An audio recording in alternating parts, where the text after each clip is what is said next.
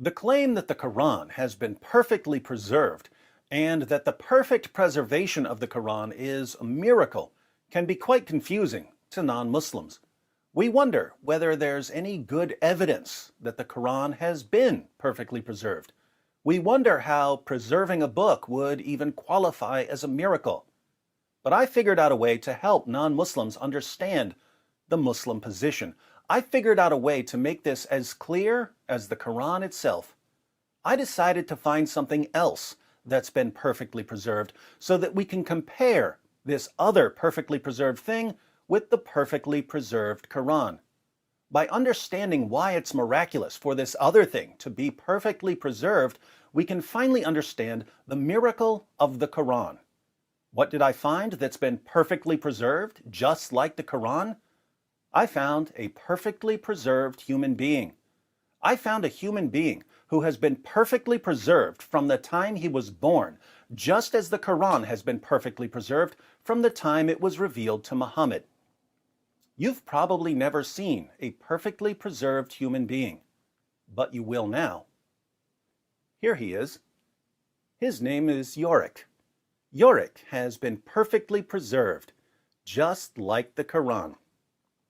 Just as the Quran has never changed since the time it was revealed, so also Yorick has never changed since the day he was born. Notice how every bone in Yorick's body has been perfectly preserved, just as every verse in Surah 33 of the Quran has been perfectly preserved, even though more than 200 verses are missing from that one chapter. Notice that none of Yorick's muscles are missing, just as no chapters of the Quran are missing, even though Muhammad's companion Abu Musa said that 2 chapters of the Quran were lost because Muslims were too lazy to recite them, and another 2 chapters were excluded because Muslims didn't realize they were supposed to be in the Quran. Notice that Yorick still has all of his internal organs, just as the Quran still has all of the passages that were lost forever when the only Muslims who had them memorized died in battle. Notice that these 2 perfectly preserved Yoricks are completely identical in every way, just as all Quran manuscripts are completely identical right down to the letter, even though there are tens of thousands of differences in different Arabic versions of the Quran. Now, you may still be confused. You may be wondering how Yorick can be perfectly preserved when, to you, he doesn't look like he's been perfectly preserved. But I have 2 responses. First, you don't know what Yorick looked like the day he was born, just as Muslims don't have a copy of the Quran from the time of Muhammad. Uthman burned all of the early copies of the Quran to cover up the differences. So we have no way of knowing how different today's Quran is from the original Quran, just as we have no way of knowing how different Yorick is from the day he was born.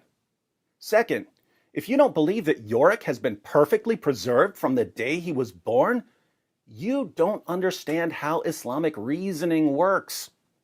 Yorick has been perfectly preserved because I say that he's been perfectly preserved, just as the Quran has been perfectly preserved because the compulsive liars we call Muslim scholars say that the Quran has been perfectly preserved. In Islam, all you have to do is say it, and saying it makes it true. Facts and evidence are completely irrelevant. Now we're finally in a position to understand the miracle of the perfect preservation of the Quran. What's the miracle?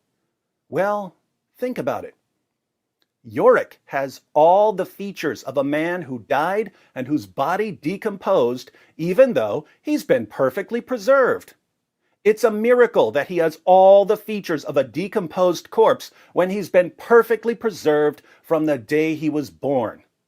Similarly, the Quran has all the features of a book that's been corrupted, and yet it's been perfectly preserved anyway, because the miracle of perfect preservation.